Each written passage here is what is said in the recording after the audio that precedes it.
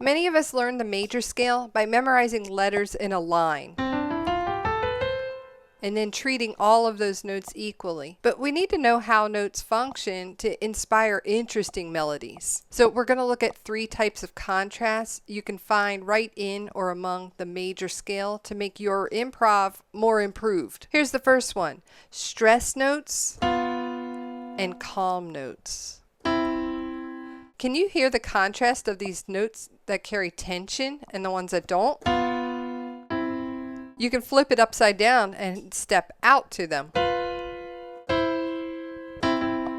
Stress notes and calm notes help you learn your location and the rest of the major scale. So if you can hear this stress release in a song, you can figure out what key the song's in. Then it becomes a contrast of safe notes and risky notes when you improvise. Let me show you how. When we have 2 pairs of half steps, it zeroes in on the first and third note of the major scale. So we're in the C major scale here. You just have to locate where those points of tension are. We can step out from there to get the rest of the notes, and we're centering around 1 and 3, those calm notes. 1, 3, 4, 5, 6, 1, 7, 6, 5, 4. You can use this map to make up some nice improvising. Just add a little stress. A little stress.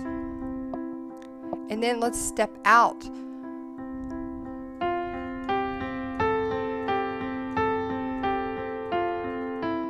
The second contrast is the difference between safe notes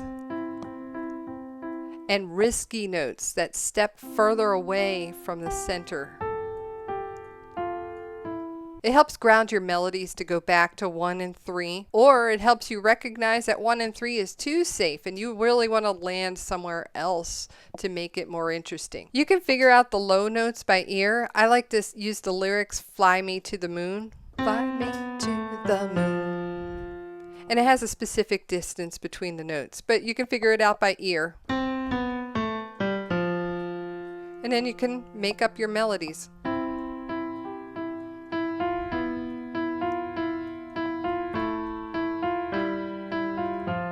When you can figure out the numbers 1, 7, 6, 5, 4, we want to learn where 1, 4, and 5 are in the key.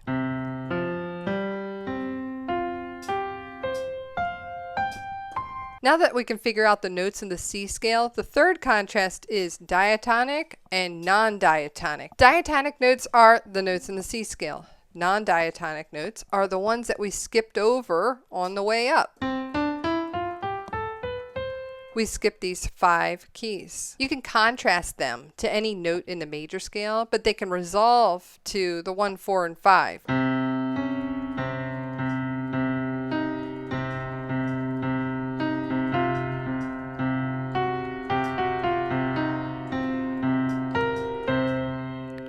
You see, I'm using these black keys, and each time I kind of stepping down to either the 1 or the 5 in the key of C. You stay aware of this pentatonic scale, a 5-note scale, that got left out when you're playing the C major scale. Here's a bonus contrast. 2 ways of looking at the pentatonic scale. We see that the 5 black keys are the keys the C major scale excluded. Staying aware of these as you play in C makes for interesting harmonies.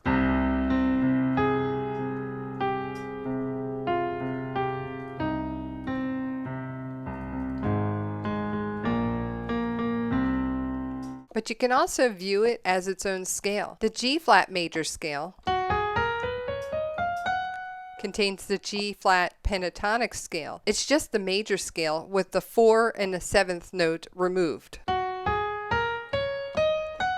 Anchor it on the bottom with any of these keys and improvise away.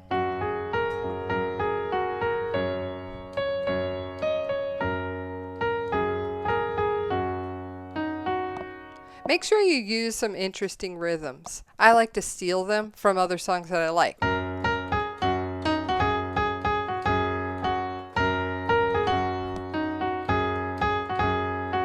If you use different melodies, you can't tell that you're using someone else's rhythm. 12 notes can be organized into these groups of 7 or 5.